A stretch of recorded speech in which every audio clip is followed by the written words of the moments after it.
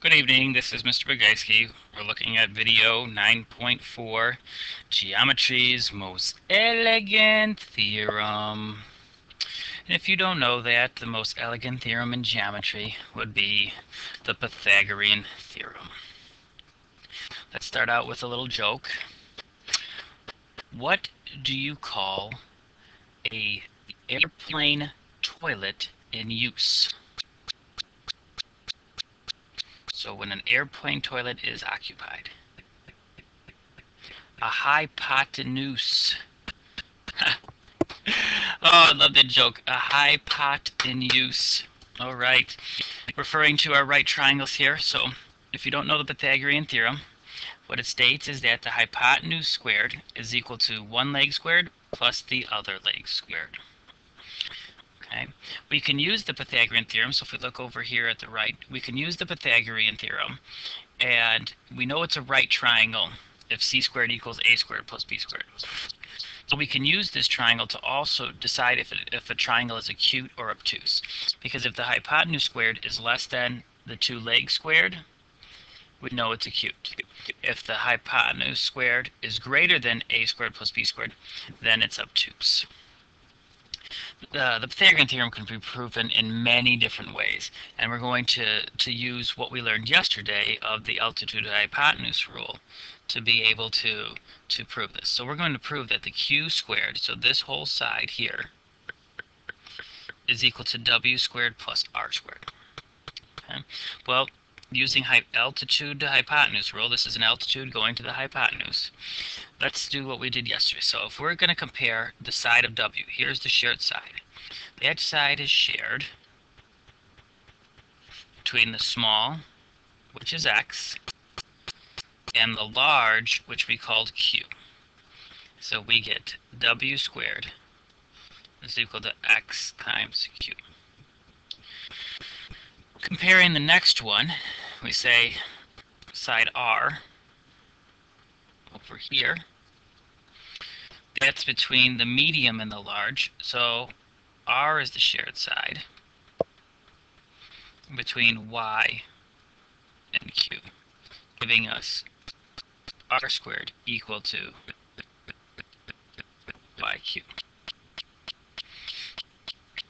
So technically, if we set w squared, because it's a side, plus r squared, side, that's equal to xq plus yq.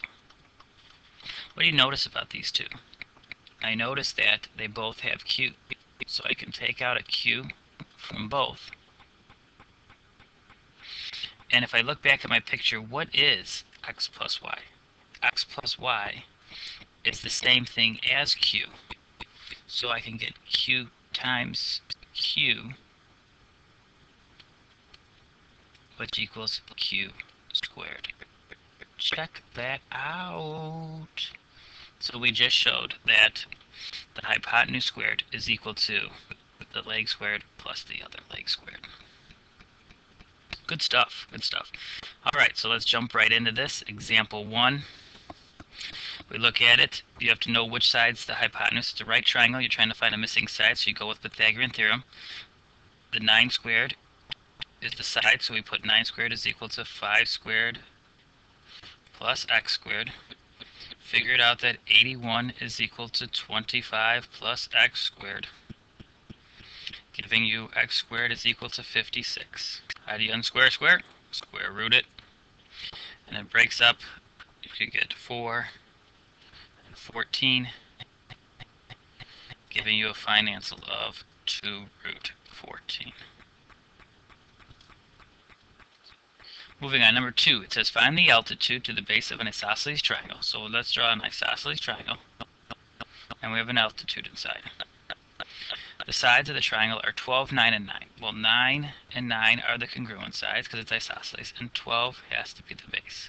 But wait, we learned that if an altitude is coming out of the vertex angle of an isosceles triangle, it is also a median and an angle bisector. So this breaks up into 6 and 6. And now we can find this missing piece here because we can do Pythagorean theorem again. The 9 is the hypotenuse, which is equal to the x squared plus the 6 squared. 81 is equal to x squared plus 36. Bring it over. X squared is equal to 45.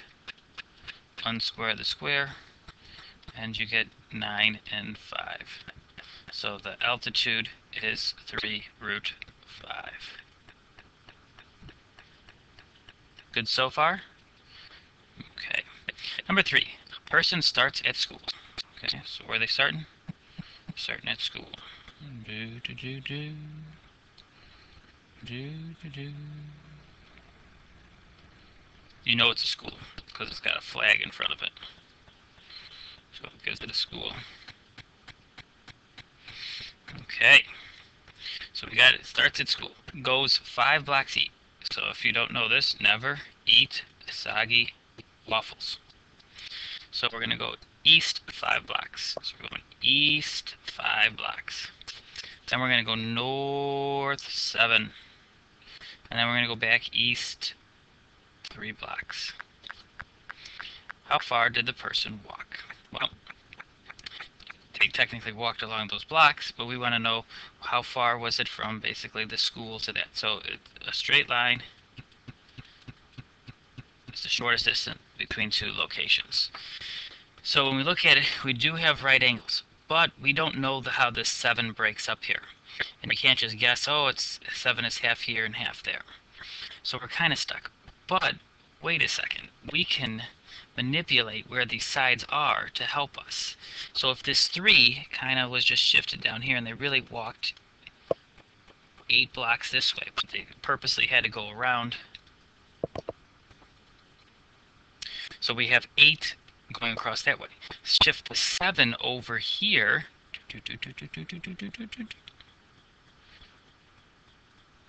And now we have our right angle. So we have a side of 8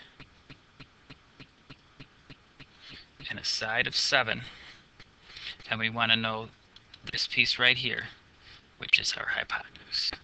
So we can get x squared is equal to 8 squared plus 7 squared. Squared is 64 plus 49, giving us square root of 103. And lucky us, it doesn't break up.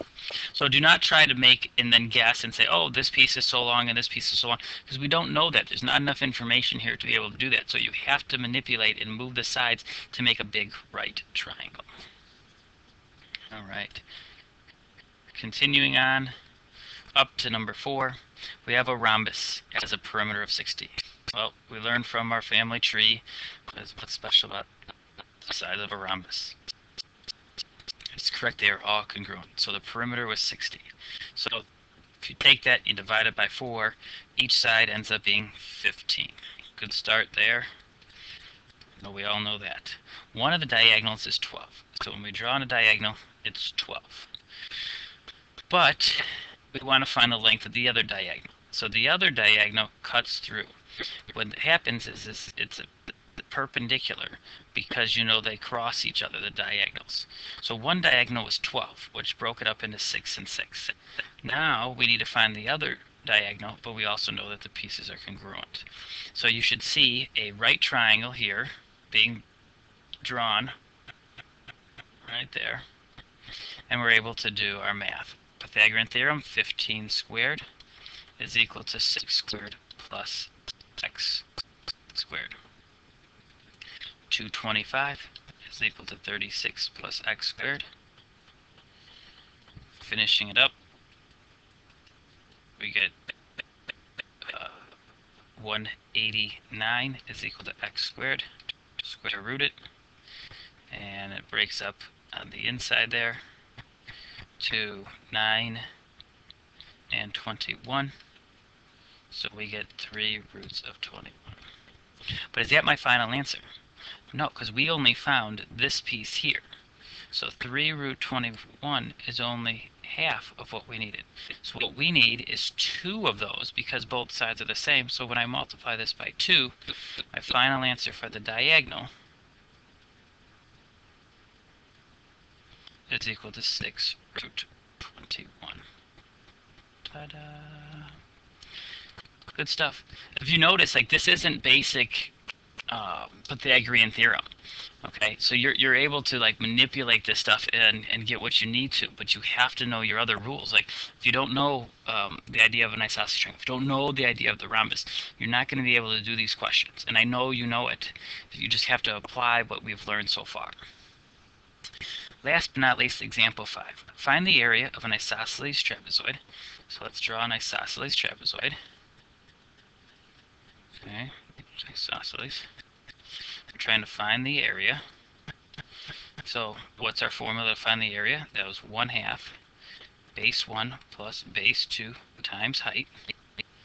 Okay, with, now we're going to figure this out, bases of 6 and 14 and sides of 7. Well, it's isosceles, so what happens, and what's really nice about the isosceles trapezoid is that you can draw in altitudes. When you do that, you create this rectangle shape in the middle. So this piece would be 6 from here to here, leaving you with 14 minus 6 of an answer of 8 left over. 8 between here and here. So each piece is the same, so we get 4 for both of these pieces. Now we're able to get the height which we want, and I'll call x, because you see it's a right triangle with Pythagorean theorem, and solve it.